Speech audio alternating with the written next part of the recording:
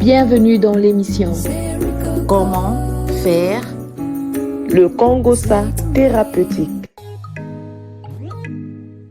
Come closer to my forehead. Face to face we should be.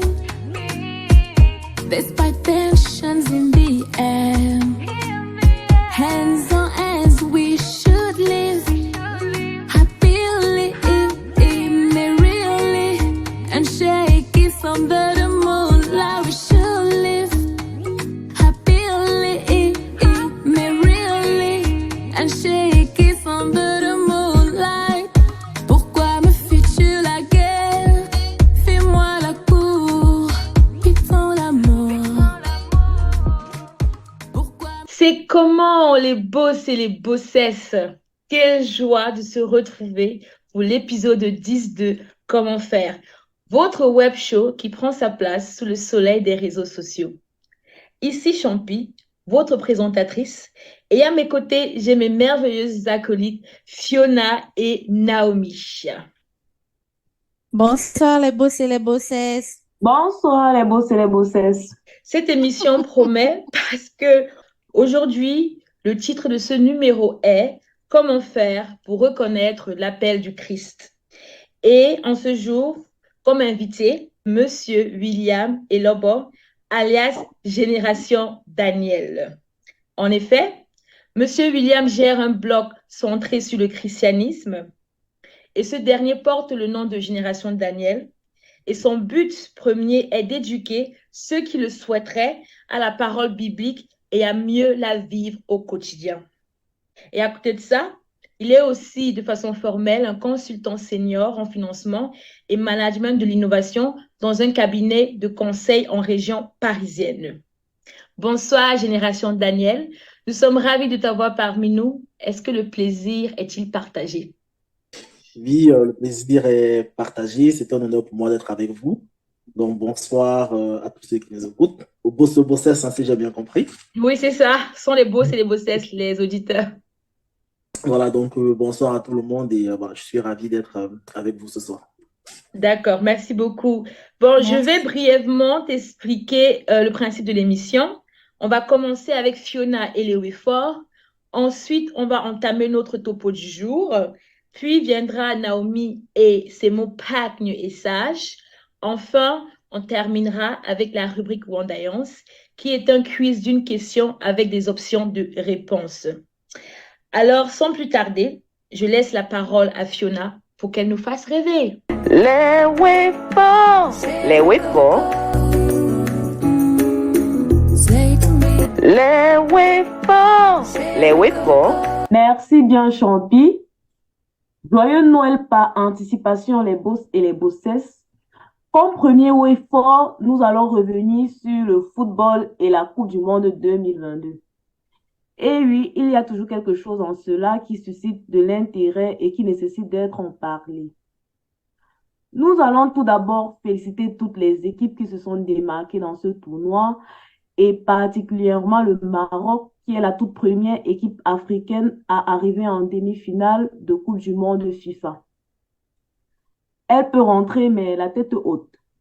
Je ne pourrais parler du Maroc sans évoquer un incident qui a engendré diverses réactions sur la toile au cours de ces derniers jours. Il s'agit d'un joueur, ou bien du joueur Sofiane Boufal, qui avait dédié la victoire de leur match en quart de finale contre l'Espagne au peuple marocain et à tous les peuples arabes et musulmans. Il avait pris la peine de s'excuser, mais cela n'a pas empêché de gros débats et même des offuscations chez certaines, consistant à se demander si les Marocains ainsi que les peuples du Maghreb en général se considèrent-ils comme des Africains ou non. Donc, ainsi s'achève notre première actualité. Je voudrais demander à notre invité, Génération Daniel, s'il regarde le foot, enfin, la Coupe du Monde depuis que cela a commencé. Oui, bien sûr, j'ai quasiment vu les matchs. Je suis fan de foot, donc je ne peux pas manquer un tel événement. Ah, c'est super. Donc, tu as peut-être appris cette polémique sur les réseaux sociaux, bien, Effectivement, dans une polémique qui n'est pas passée inaperçue, mhm, euh, déjà en tant qu'Africain et Camerounais, on sait que le Cameroun est une grande nation du football également. C'est forcément quelque chose qui marque et qui interroge hein, quant à c'est quoi être africain finalement et, euh, et même par rapport au choix des équipes qu'on pourrait supporter dans de telles compétitions. exactement. Et donc, qu'est-ce que toi tu penses de cela? Est-ce que tu penses que les Maghrébins en général, tu as sûrement eu à les fréquenter, est-ce qu'ils se considèrent comme des Africains selon toi ou non? Est-ce que c'est même important pour toi ou bien non? Enfin, je voudrais que tu donnes un peu ton avis général là-dessus, quoi. Alors, de manière générale, je pense qu'il faut que beaucoup de nous, on réalise que l'Afrique, elle est diverse et variée. Je pense que la première erreur que beaucoup de personnes veulent faire, c'est d'imaginer une Afrique unifiée où partout, pareil, ce serait la même chose. Euh, Peu importe où on se positionne un peu en Afrique, hein, on a différentes cultures tribales, ethniques, je dirais même raciales, enfin, il y a tellement de diversité en Afrique que pour moi, la question en tant que Camerounais et Africain ne se pose pas. Je considère que les Maghrébins, tous les pays du Maghreb, nous partagons la même terre et que nous appartenons au même continent et que nous sommes tous Africains. D'accord. Après, c'est à eux de se définir, de voir eux leur propre identité. Est-ce que eux ils se considèrent comme africains ou pas? Il y en a qui, oui, il y en a non. Après, chacun avait ses propres arguments. Et D'accord. toi-même, Fiona, toi, qu'est-ce que toi, tu en penses? Bon, moi, en fait, je vais aller dans le même sens que Génération Daniel, hein. C'est à chacun de définir, en fait, sa propre identité.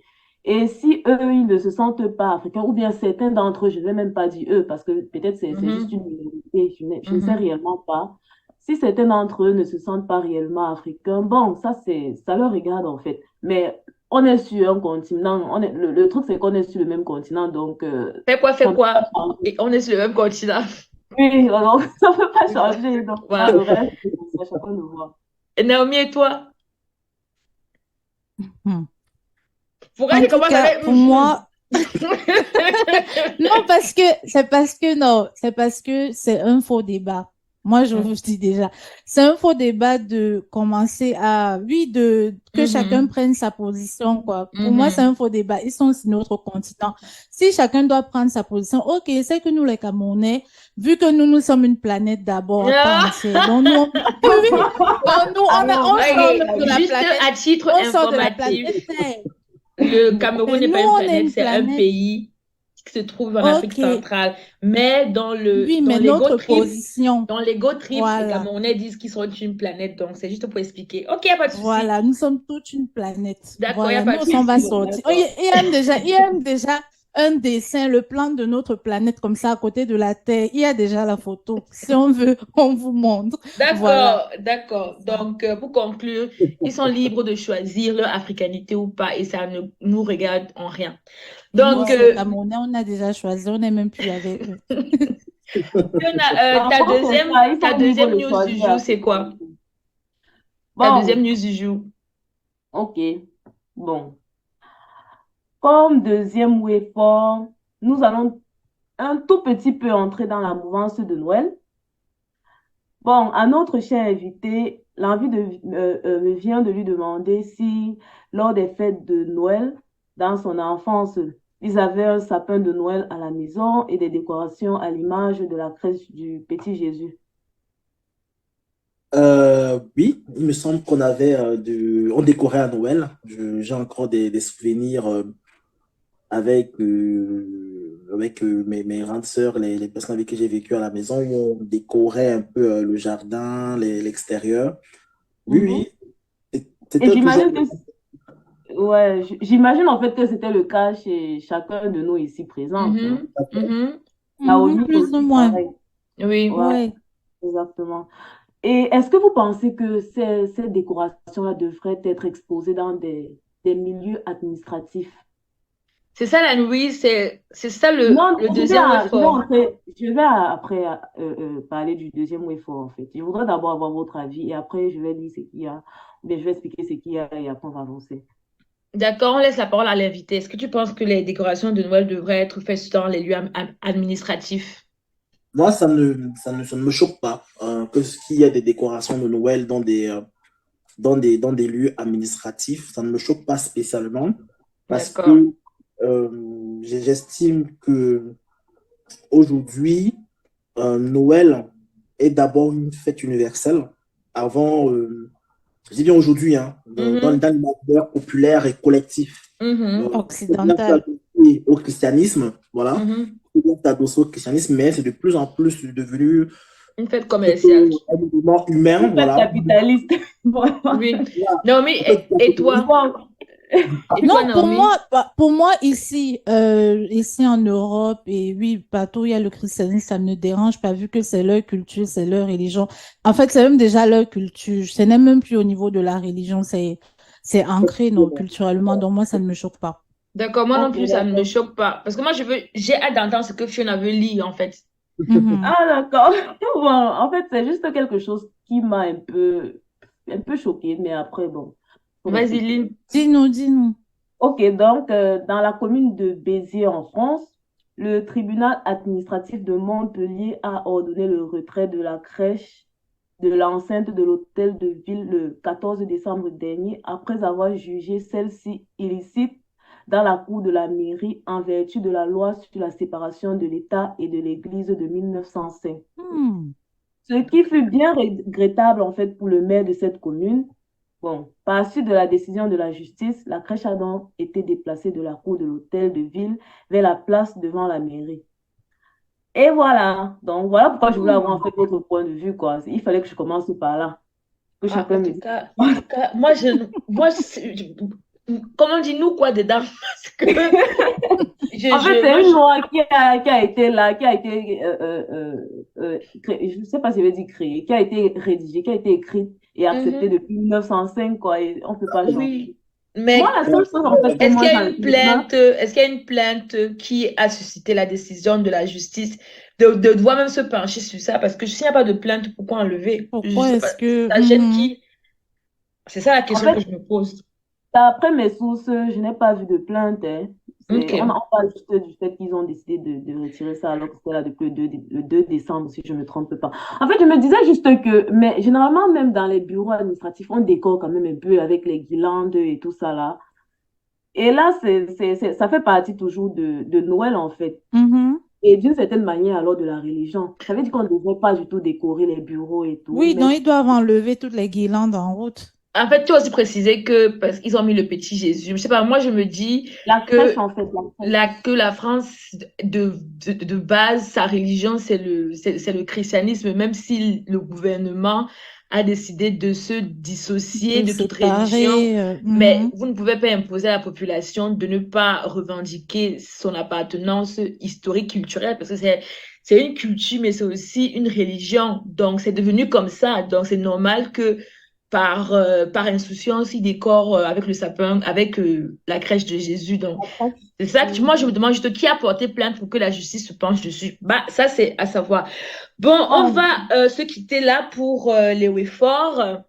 Pardon, oui, pour les Wayforts, voilà, qu'est-ce que je voulais dire. Donc, merci beaucoup à Fiona pour ces deux ways, ces deux Wayforts du jour. Qu'est-ce qui m'arrive aujourd'hui? Anyway. Ça va se savoir. ouais. Bon, je disais que merci à Fiona pour ces Wayforts. Ça nous a fait bavarder, ça nous a fait cogiter et il reste toujours un suspense. Qui a porté plainte par rapport à la crèche de Jésus à la Ça va mairie se de Béziers? savoir. Je vais encore chercher, ça va Ça se va se savoir. savoir. Voilà. Donc, il faut qu'on passe à notre thème du jour. Comment faire pour reconnaître l'appel du Christ? Donc, à tout de suite après cette courte page de pause, les boss et les bossesses.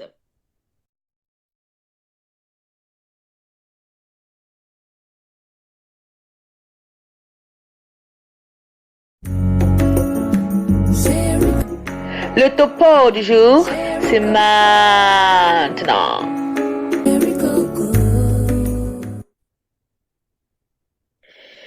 Nous voilà de retour pour le plat de résistance, chers boss et bossesses, et on va débuter avec ce verset biblique. Je ne suis pas venu appeler des justes, mais des pécheurs à changer d'attitude. Luc 5, 32. Alors, qu'est-ce que cela t'inspire, génération Daniel? C'est un passage qui est vraiment magnifique, effectivement, où Jésus, à qui on reproche de marcher avec pas mal de pécheurs, bah, répond effectivement qu'il est venu pas pour les pécheurs, pas pour les justes.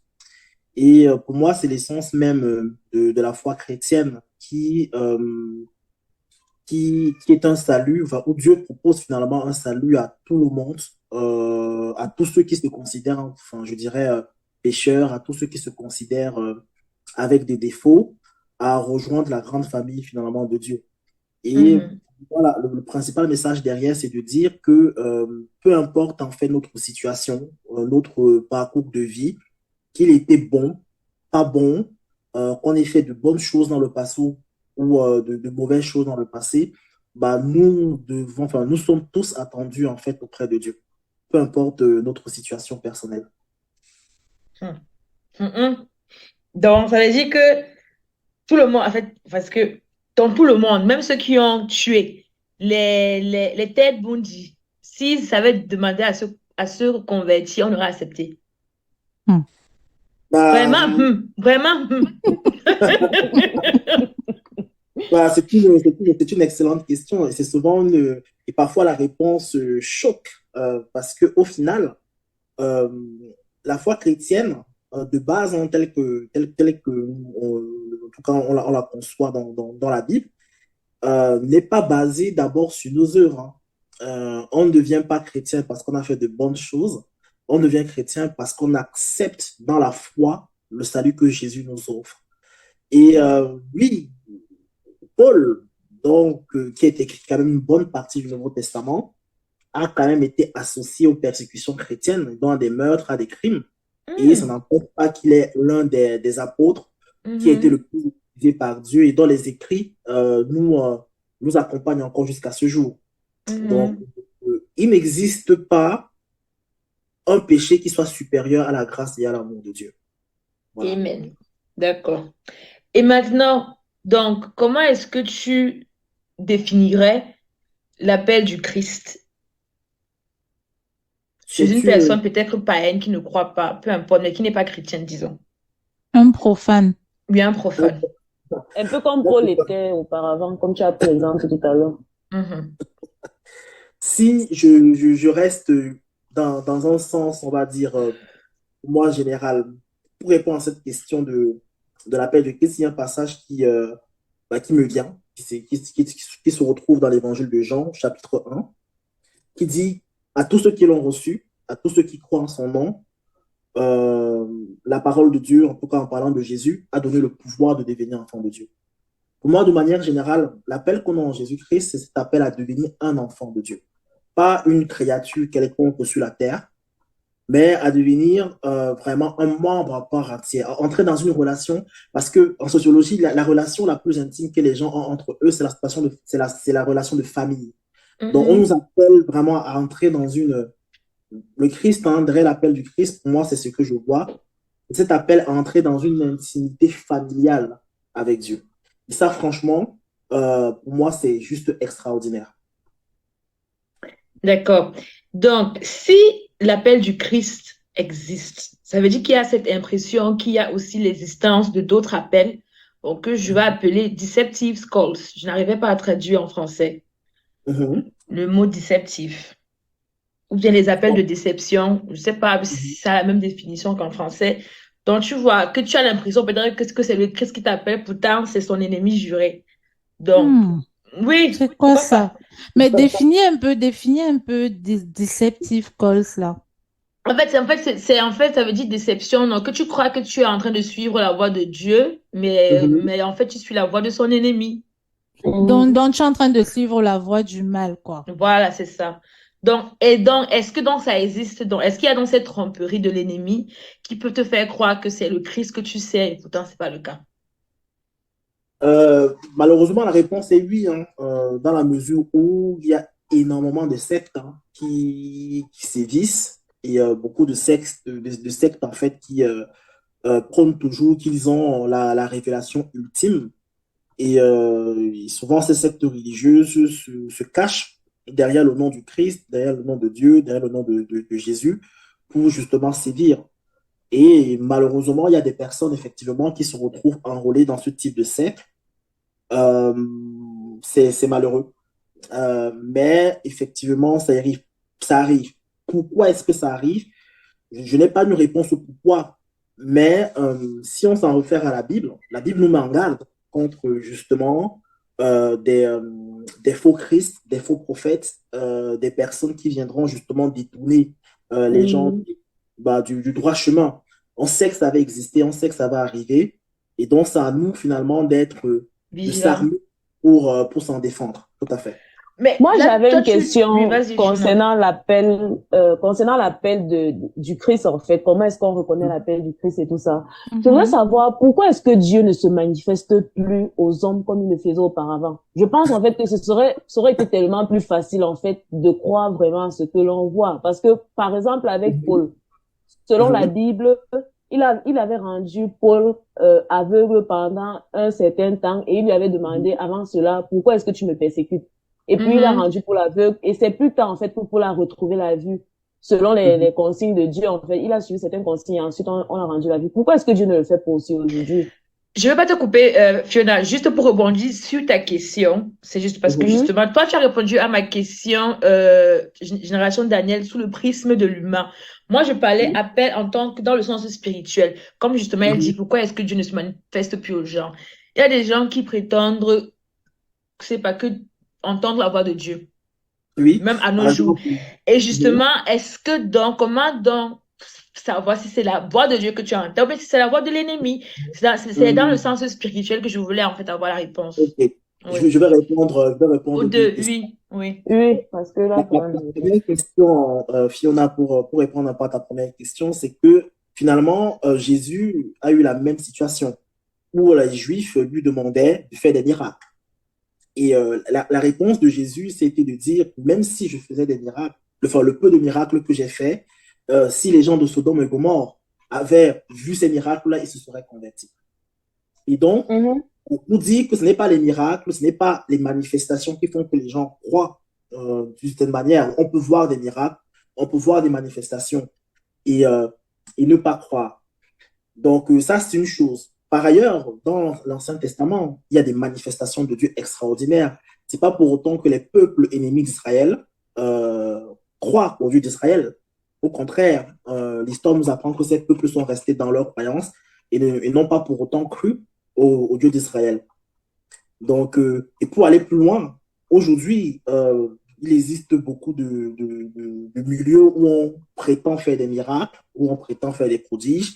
Et quand on creuse un peu, on se rend compte que c'est des sectes encore. Et beaucoup de gens courent derrière le miracle sans savoir qu'ils ne courent pas derrière Dieu, mais justement vers, comme Champi disait, vers l'ennemi. Donc, au final, je ne pense pas que une des manifestations vont être le garant que Dieu est quelque part. Mhm. Euh, je pense qu'il faut quelque chose de plus profond. De plus profond, de plus Quelque chose de plus sincère. profond. Peut-être aussi de Voilà, plus humble. de Parce plus que humble. Tout à ok. fait. peut-être les miracles, en fait, je voudrais aussi peut-être un peu apporter un élément de réponse au Mhm. niveau des miracles. Parce que même dans Apocalypse, on dit qu'il y aura des gens qui vont faire des merveilles, on appelle ça wonders. Mais ils Mhm. ne seront Mhm, pas justement les enfants on veut dire les créatures du Christ, en fait. Tout à Ce fait. seront des créatures déceptives. Et justement, et la raison pour laquelle ils utilisent ces wonders-là, c'est justement pour faire croire qu'ils sont dans le camp du Sauveur. Donc, Tout en à fait. réalité, c'est pas le miracle qui doit t'amener vers le Christ, mais c'est un sentiment plus profond. Peut-être que tu veux changer de vie, Exactement. peut-être que je sais pas, il y a une gêne dans ta vie qui te démange, qui te dérange et tu veux changer et tu te tournes vers lui pour qu'il t'aide à overcome that.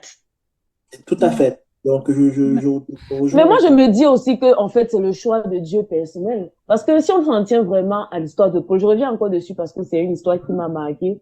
Tel que moi j'ai compris le passage là, c'est pas comme si était en train de chercher une vérité. Il était convaincu que ce qu'il faisait était juste.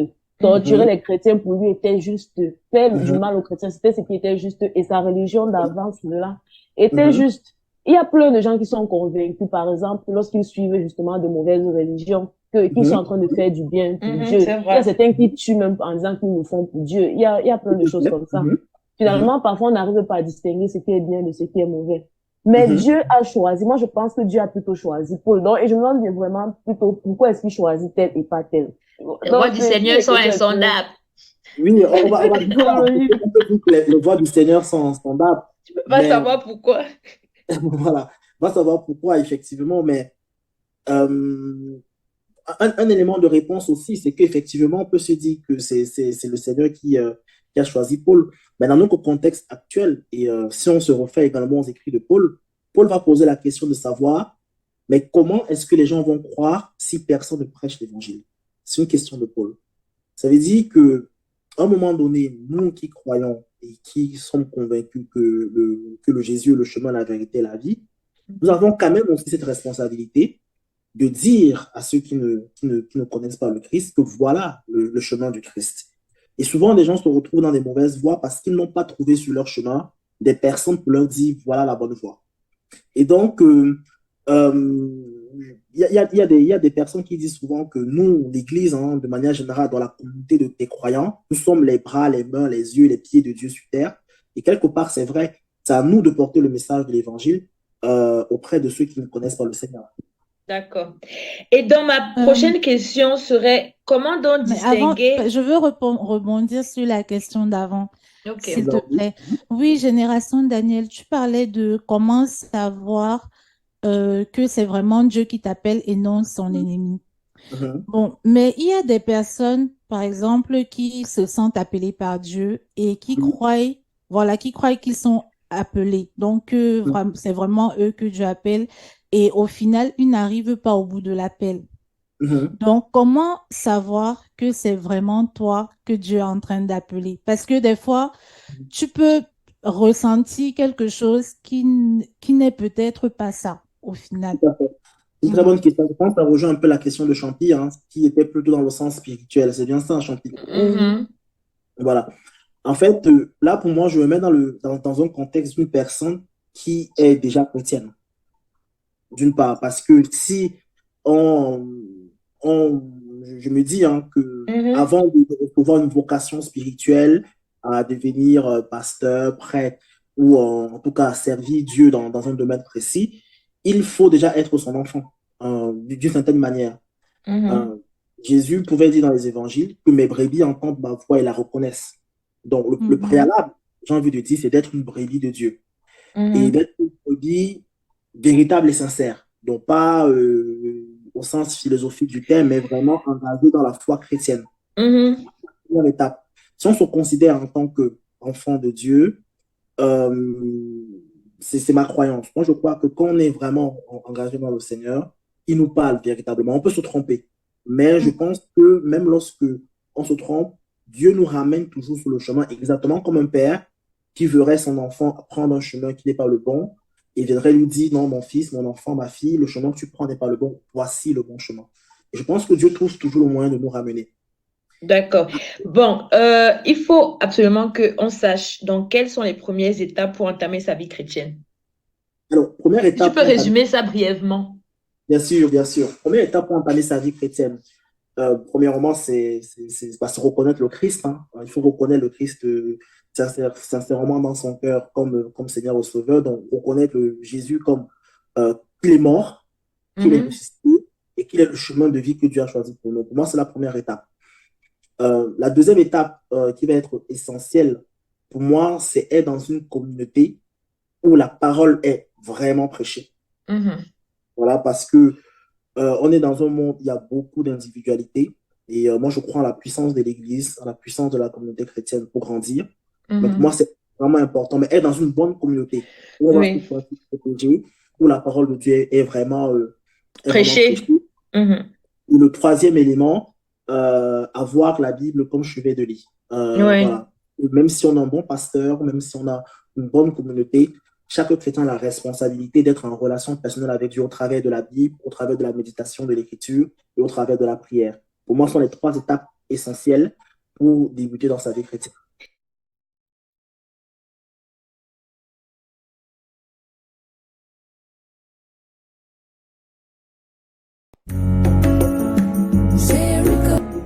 Le topo du jour, c'est maintenant. Et donc, tu disais, il faut être dans une bonne église. Et donc, ce qui me renvoie à comment distinguer les loups dans l'univers chrétien. Parce qu'il y en a beaucoup. Comment on les reconnaît? Mais quand tu Bonne parles de question. loup, tu parles de quoi? Des pasteurs loups ou Non, bien je Mauvais parle pasteur, des de bon- Comme on parle de l'agneau non, et du loup, en fait, c'est juste une référence parfois à certains termes bibliques que j'utilise. On Tout parle à de l'agneau fait. et du loup. Donc, le loup, c'est tout ce qui n'est pas de Dieu, quoi. Donc, si par exemple, tu entames ta vie chrétienne, peut-être tu es dans un endroit où des gens se prétendent être chrétiens et qui ne le Mhm. font et qui ne manifestent pas cette chrétienté. Comment est-ce que toi, tu dois reconnaître ça? Donc, quels sont les outils, quoi, ok, en donc fait? ça peut Oui, même être des proches, des oui, trucs ça comme peut ça. Ok, être, d'accord, oui. d'accord. C'est bon. Alors, en fait, il y a 2 choses. C'est une très, très bonne question. Il y a 2 choses. Euh, c'est différent. Tu te souviens, au début, on a dit, je suis venu appeler les injustes, hein, les pécheurs, pas les justes. Mhm, Donc, parfois, on peut être avec des véritables chrétiens qui ont encore besoin d'évoluer dans leur vie chrétienne. mhm, Ils vont avoir un mauvais caractère, qui ont encore des choses à améliorer. Donc, il faut avoir de la maturité pour se dire que lui, c'est vraiment un frère, mais bon, un frère qui a encore besoin de grandir de dans, lumière. voilà, dans son caractère. Ça, c'est une chose. La deuxième chose, par rapport au loup, dans l'univers chrétien, moi, j'ai envie de dire, c'est vrai que c'est un peu difficile pour un nouveau converti qui ne connaît pas la Bible, qui entre guillemets, accepte naïvement la foi chrétienne sans rien Mhm, connaître. Cette personne est beaucoup plus à risque. mhm. Mais n'empêche, moi, je crois à la grâce de Dieu pour nous protéger. Donc, pour Oui. nous garder des mauvaises rencontres. Cependant, plus on grandit, plus il est important d'avoir une bonne culture biblique, de lire sa Bible, Oui. de pouvoir vraiment s'interroger, d'être capable d'avoir du discernement par Mm, rapport à des enseignements qu'on va nous dire et, euh, et aussi du bon sens. J'ai envie de mm, dire, si vous êtes mm. dans une assemblée où les gens font des choses totalement bizarres, qui humilient, à un moment donné, on peut se dire, ah, c'est quand même assez bizarre ce qui se passe là. Est-ce que c'est vraiment de Dieu ce qui se passe? Être capable de s'interroger. Jean, pardon, essaie un peu de donner un exemple, s'il te plaît. Parce que j'aime les exemples. Quand tu dis que tu es d'une assemblée, les gens commencent à faire des choses bizarres. Exemple, pardon. C'est-à-dire quelque chose qui ne rentre. En fait, je voulais, Mais comment alors je tu voulais sais que ça ne résumer, rentre justement, pas? je voulais résumer ce Mhm. qu'il a dit. Donc, en conclusion, en fait, l'âme qui doit te permettre d'avoir le discernement, c'est ta Bible. C'est-à-dire que tu dois lire la Bible personnellement. Et donc, et à chaque rencontre que tu feras, tu sauras si cet acte-là est biblique ou bien s'il n'est pas Moi, je biblique. ne suis pas du tout d'accord parce que la Bible, en fait, c'est un truc, c'est très philosophique. Moi, Justement, il faut beaucoup c'est très, interpréter, beaucoup oui, il faut analyser. beaucoup Ce sont pas des analyser. trucs aussi Un simples. profane ou un gars comme ça qui vient de commencer les trucs des églises et tout, je parle vraiment comme, je sais pas, mais Mhm, quelqu'un qui n'est pas un expérimenté, voilà, dans Mhm. la religion et tout, il ne peut pas vraiment décrypter la Bible, mais tu au fur et vois. à mesure Donc, qu'il ira, puisqu'il a dit ah, mon frère, il va que aller plus tu comme... progresses, que plus tu progresses, plus tu C'est as pour le ça que je disais discernement. En tout c'est cas, pour ça moi, je que ne je suis disais pas du tout d'accord. une personne Attends. qui débute, pour une personne qui débute, effectivement, c'est un peu plus difficile parce que quand on débute dans la foi chrétienne, faut être moi-même, quand j'ai débuté dans la foi chrétienne, j'ai eu des aînés dans la foi qui m'ont accompagné, qui m'ont guidé. Donc, Mhm, c'est important d'avoir des personnes qui nous accompagnent et qui nous guident. mhm, Et Moi, mhm. je comment pense savoir que que ces personnes-là sont vraiment des bons accompagnateurs? alors, Tu peux pas il y a savoir deux dans choses. l'absolu, je me dis, puisque tu as parlé de la grâce, que tu crois en la grâce de Dieu de pouvoir nous remettre sur le droit chemin et qu'il faut lire sa Bible. Pardon. Moi, Moi, je je me dis que crois en dans la grâce de l'absolu. Dieu. Je crois en la grâce de Dieu. Et moi, je pense que lorsqu'on qu'on reçoit véritablement le Seigneur, en tout cas, tous ceux que j'ai rencontrés, hein, avec qui j'ai souvent eu à discuter, ont la même expérience. C'est que finalement, la Bible qui paraissait obscure devient claire. Mhm. Ça, c'est une expérience, j'ai envie de dire, qui est quasiment miraculeuse. Moi, c'est ce qui s'est passé. J'ai Et des c'est la amis. prochaine question. Voilà. Et c'est la Voilà, prochaine question. Donc, Voilà, donc la Au Bible, c'est final, que... je n'ai pas eu mes exemples, mais bon. attends, on va te donner les Ouais. exemples. La prochaine question, justement, Oui. c'est... Parce qu'en fait, c'est un peu trop... Tu peux pas vraiment dire que s'ils font comme ça, si tu n'as pas le En tout contexte, en cas, même fait. si qu'il se base sur son expérience personnelle, Non, comme après, ça nous fait, donc ça nous donne quelques enseignements. voilà, sur mon expérience personnelle, ce qui moi en tout cas s'est passé, c'est que j'ai commencé à marcher avec le Christ, comme je disais tantôt, pour moi l'écriture était vraiment assez claire au début, dès le début. Et après, pour moi, j'ai toujours été quelqu'un de critique, c'est-à-dire j'aime observer et j'aime me poser des questions. Même quand on m'enseignait à l'église, le pasteur, je prenais des notes, mais je rentrais chez moi et je lisais ma Bible pour vérifier que finalement ce qu'on m'enseigne est quand même assez correct. Après, je me dis des choses qui Mhm. font bon sens. Il y a de cela 2, 3 ans, peut-être même 4 ans, il y avait une vidéo qui circulait sur les réseaux sociaux où on voyait dans une église sud-africaine un pasteur qui faisait manger de l'herbe aux membres de son église. Bon, à un moment Wow. donné, je me dis, on n'a pas besoin de connaître toute la Bible pour se dire que c'est louche. Voilà. Euh, Oui. voilà.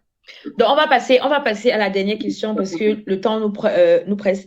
Donc, pour rebondir à ce que tu as dit, la Bible, quand tu deviens l'enfant de Dieu, tu la Mhm. comprends. Et c'était justement la prochaine question parce que pour connaître le Christ, il faut lire sa parole.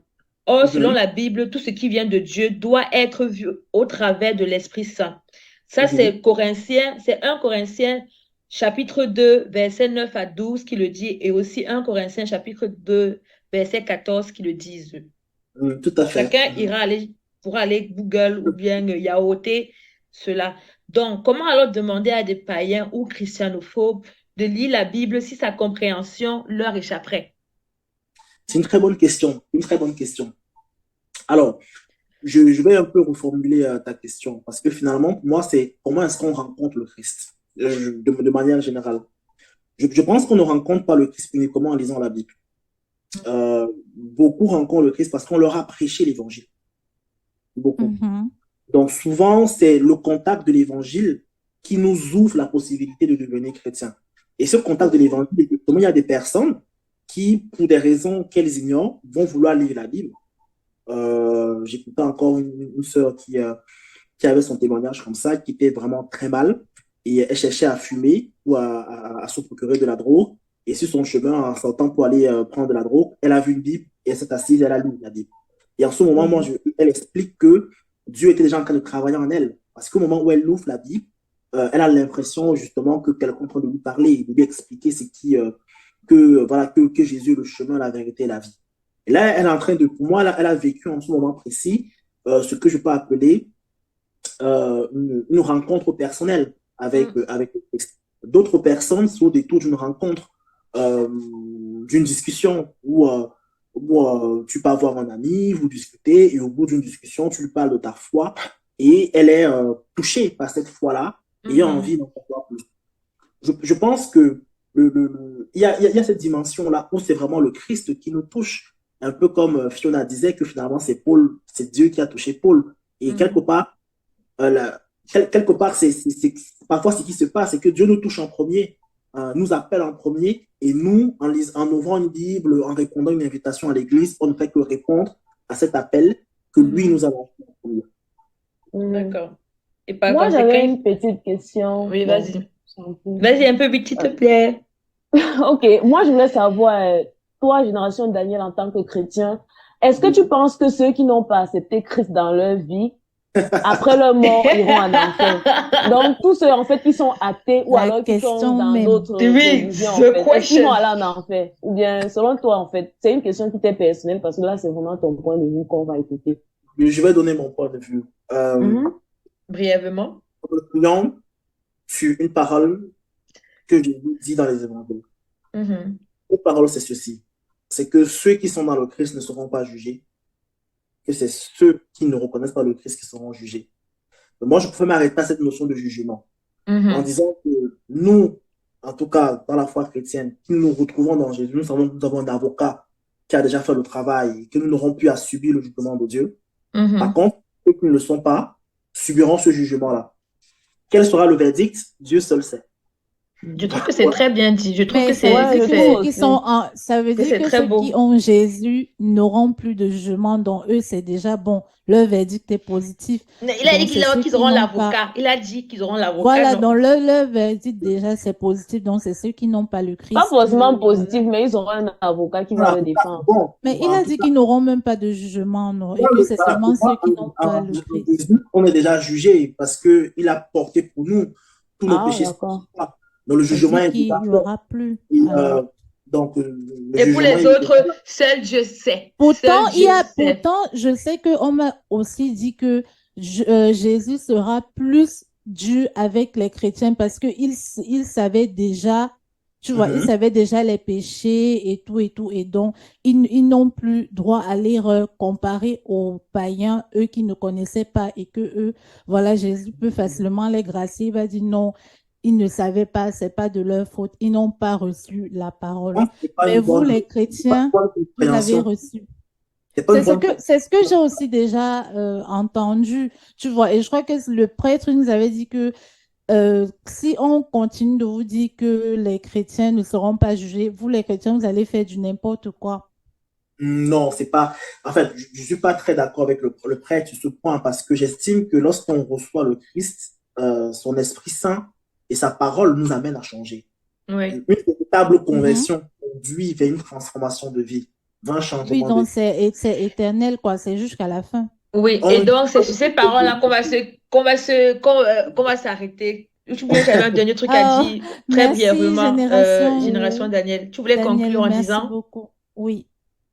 Alors, si je dois conclure, c'est tout simplement en disant euh, que Dieu, en fait, appelle tout le monde à le rejoindre, à devenir un véritable membre, un véritable membre de sa famille. Moi, j'ai envie juste de partager ce passage qu'on connaît, hein, qu'on cite souvent dans Jean 3,16 qui dit, Dieu a tant aimé le monde qu'il a donné son Fils unique, afin que quiconque croit en lui ne périsse point, mais qu'il ait la vie éternelle. Jean 3,16. Amen. Amen. Amen. Amen. Amen. Merci beaucoup, Amen. merci beaucoup. Et donc, j'espère que ceci aura donné un certain apéritif à ceux qui sont sceptiques par rapport au christianisme ou bien à ceux qui voulaient se lancer, que ça leur ait donné l'envie de vouloir connaître plus. Bon, on va faire une courte page de pause et on va se retrouver pour la dernière partie de l'émission. À tout de suite, les boss et les bossesses.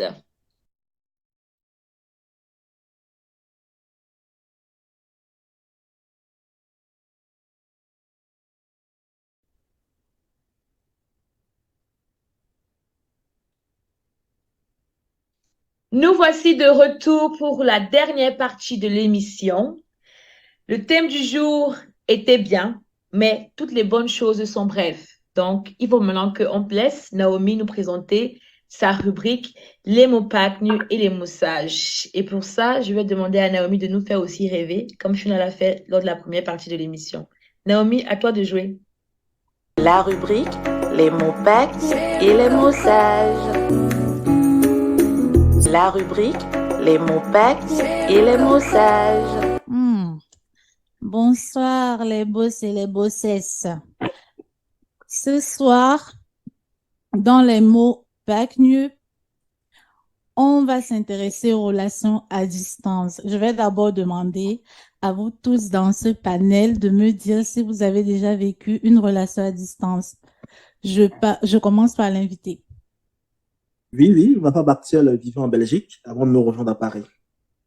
D'accord. Et après, Fiona. Oui, je crois que j'ai vécu une relation. Oui, en fait, oui, disons ça comme ça. Enfin, Champi. Je passe.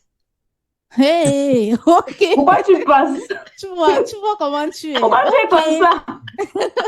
Ok, passe Pourquoi alors. tu es comme ça, Il n'y a Champi? pas de problème, ça va se savoir. Oui. Ah, d'accord, ok, oui.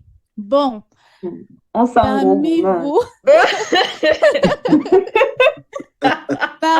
vous, il faut vous concentrer parce que je vais vous poser une question là. Parmi vous, qui connaît l'hymne national des relations à distance? Moi, je ne connais pas. Ah, moi non plus. Moi non plus. Ok, bon. L'hymne national des relations à distance, c'est Bébé, tu me manques. Hey, ah Et ouais. le bébé répond, tu me manques aussi. Est-ce que c'est, est-ce Ça, que c'est c'est pas vrai ou faux. pas? Bon, c'est pas faux. C'est déjà ça. Est-ce que vous vous reconnaissez dans cet hymne, s'il vous plaît? C'est tout l'hymne là-bas. Bébé, tu me manques aussi. C'est tout l'hymne là, c'est tout. Je Oui, t'assure. bien sûr, mais Ah, moi, je même sais ceux pas. qui sont pas à distance, hein.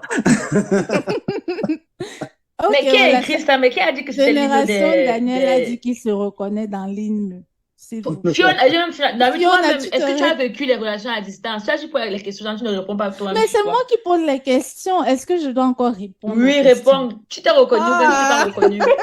C'est fini.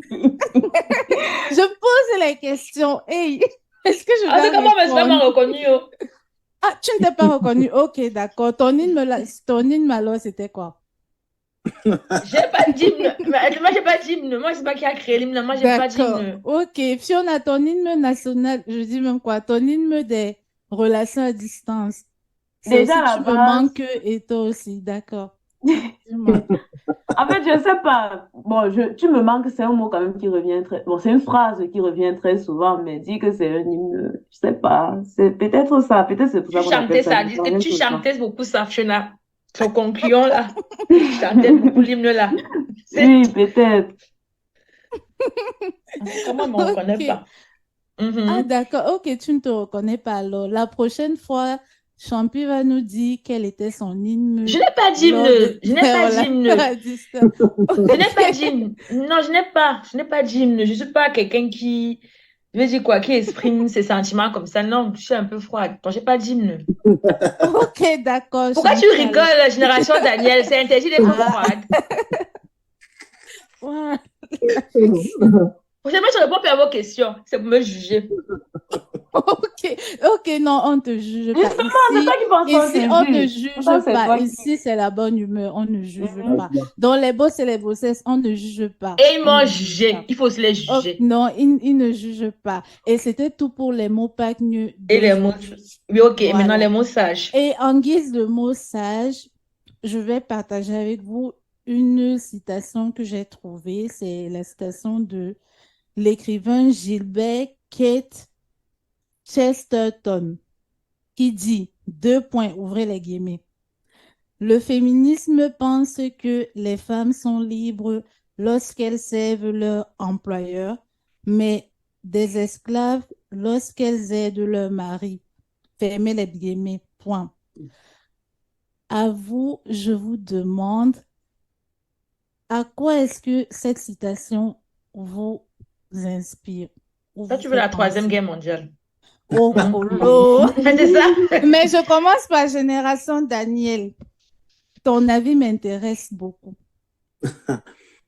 Bon, déjà, moi, je pense que dans une société au 21e siècle, hein, donc il est important que les femmes et ceux qui veulent travailler travaillent et que les hommes qui veulent travailler travaillent aussi.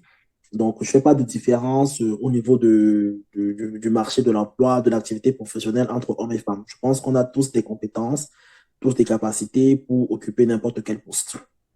Donc, ça, c'est une chose. Wow. Au niveau Mhm. du mariage, moi, je pense à Mhm. la complémentarité. Déjà, je suis africain. Mhm. Moi, j'ai grandi avec une maman qui était femme d'affaires, qui faisait ses affaires, donc qui travaillait à côté, qui avait une journée pleine et qui rentrait et qui s'occupait de mon père. Et Mhm. sans que ça ne soit un sujet de réflexion ou De je sais pas, discorde. discorde, je l'ai toujours trouvé épanouie, elle s'occupait pas seulement de mon père, elle s'occupait aussi Et toi, est-ce que tu peux dire que ta mère est féministe? Pour moi, ma mère est un modèle. Moi, j'ai toujours dit que je ne pouvais pas Oui. être avec une femme qui ne soit pas comme ma mère dans la mesure où qui veut être soit, entre guillemets, légale, parce que égale en genre, hein, pas en Mhm. dignité et Mhm. en droit. Nous sommes tous égaux en dignité et en droit. Mhm. Mais plutôt, je m'attends à ce que ma femme soit mon complément. Moi, ma mère n'était pas une féministe, mais c'était moi une bonne femme africaine et camerounaise telle que je peux en connaître. C'est-à-dire, pour moi, la femme camerounaise, c'est la femme qui a la capacité de gérer son foyer et de se battre dans la société. Et ce sont les modèles que j'ai souvent vus autour de moi, hein. Donc, des mamans qui, de la Baye Amsalam, qui va vendre au marché et qui, à la fois, est capable de rentrer le soir, s'occuper des enfants. Et donc, en tant qu'Africain, moi, c'est ce modèle que j'ai toujours vu. Mais moi, je n'ai pas grandi dans un modèle de la femme au foyer qui ne fait que ça. Voilà, ce n'est pas un modèle que moi, je connais, en tout cas, dans mon entourage direct. Ok. Et toi, Fiona, brièvement.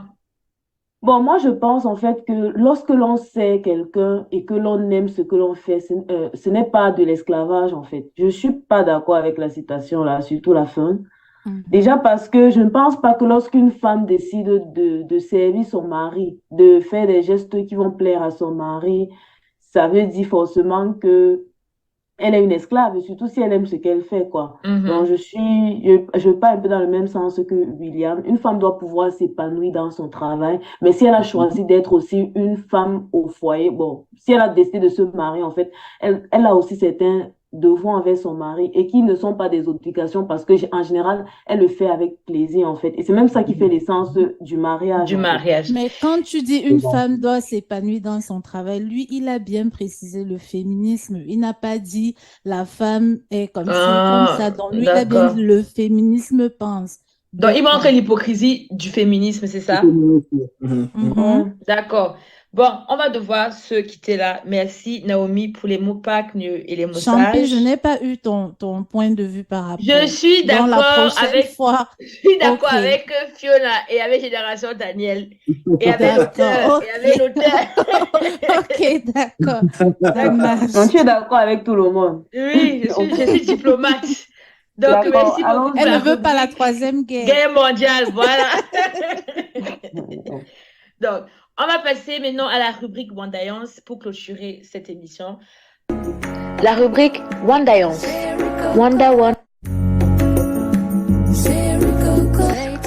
Wandaillance. La rubrique. Dans quelle région, pour la première fois, les apôtres de Jésus-Christ furent appelés chrétiens? Option 1, Ravenna, Italie. Option 2, Antioche, Turquie. Option 3, Lalibela, Éthiopie. Option 4, Damascus, Syrie. Option 5, Provadia, Solnitata, Bulgarie. Mais ils ont beaucoup marché, hein. Je laisse aux acolytes le soin de répondre. Oui, Non, bien non, sûr. Elles vont non, tricher. Génération Si. Daniel Non, répond Fiona, d'abord, tu réponds s'il à la vous première. Non, Fiona répond. Pourquoi Fiona? Pourquoi tu ne dis pas Naomi? Parce que je sais que l'une de vous va tricher et je veux que l'une de vous rate la première dans la première pour pouvoir tricher, pour rater. Comme ça, tout le monde rate. D'ailleurs, moi, je lui ai dit l'Éthiopie. Tu as dit La Libella. La oui, Libella. la Libye, l'Éthiopie. Ok. Et toi, Naomi? Moi, je dirais Syrie. C'est Damascus. quatrième. Oui, je pense. Et bien Ouais. sûr, tu n'as pas de justification pour ça. Non, Bon. si j'en ai, c'est dans le Non, c'est Moyen-Orient. bon. C'est dans le Moyen-Orient. C'est bon. Donc, ok. Génération Moi, j'ai Daniel. juste fait un choix comme ça. Donc. Génération Oh. Daniel et toi? Bah, Champi, tu sais que je vais trouver. Oh, Impressionne-moi. il m'a dit l'Italie. Il m'a dit l'Italie. Impressionne-moi.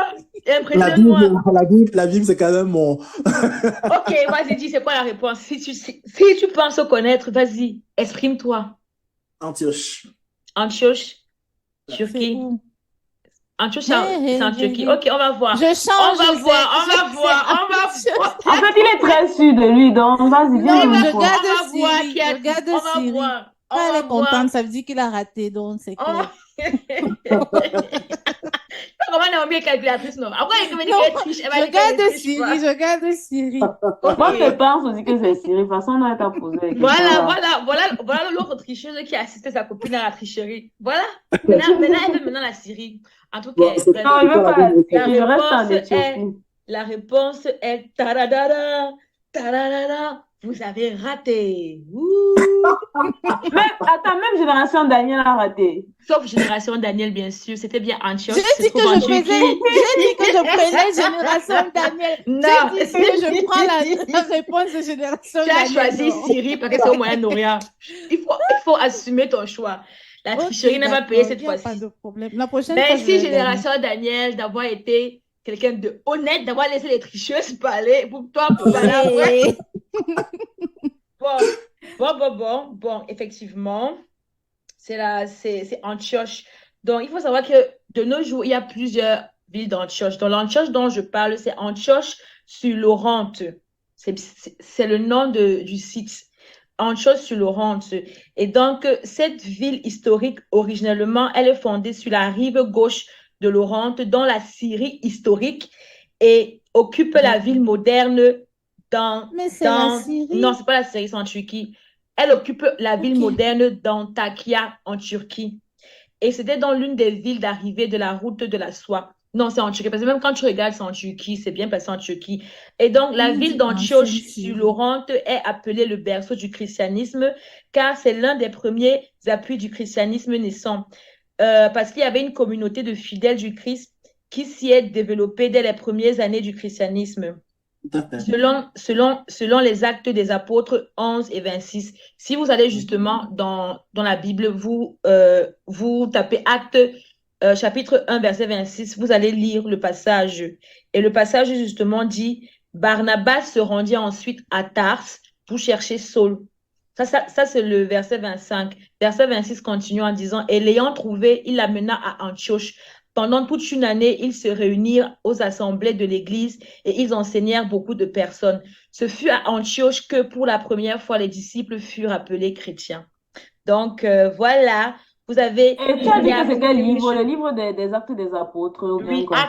acte. Si tu tapes sur Google ou bien sur Yahoo ou bien sur Bing, tu tapes acte 11, 2.26, tu vas voir le truc. Donc, Ok. c'est sur cette défaite des tricheuses qu'on va arrêter l'émission. Ce fut vraiment une émission très bonne en enseignement. Donc, mes remerciements vont d'abord à Fiona pour sa rubrique Les Efforts et à Naomi pour ce moment de Troisième Guerre mondiale évité. Et merci encore à Génération Daniel pour ton temps et ton expertise. J'espère qu'on aura l'occasion de t'avoir encore sur le plateau. Et merci à la RCF Bruxelles. Et enfin, merci aux boss et aux bosses pour l'écoute. Avant de partir, retrouvez Génération Daniel, alias Monsieur Elobo Williams, sur son Instagram, qui est Génération Daniel, comme ça s'écrit, et sur son site web qui est www.générationdanielcollet.com. Donc, on fait comme ça. Joyeux Noël, bonne fin d'année, et on se retrouve à l'année prochaine. Bye bye les boss et les bossesses. Bye bye, Bye les bye, boss et les les boss et les bosses. bossesses.